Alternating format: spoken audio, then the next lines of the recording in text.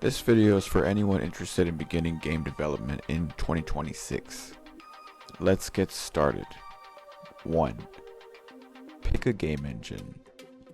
Ask yourself ultimately, what type of game would you like to create?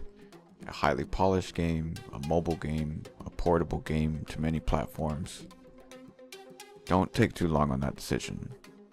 Next, pick a programming language associated to the game engine that you are going to be creating in. C#, for example, is associated with Unity, and C++ as is Unreal Engine. I do believe it is beneficial to gain a little bit of data structures and algorithms, practice and understanding, so you can save that for optimization in the future.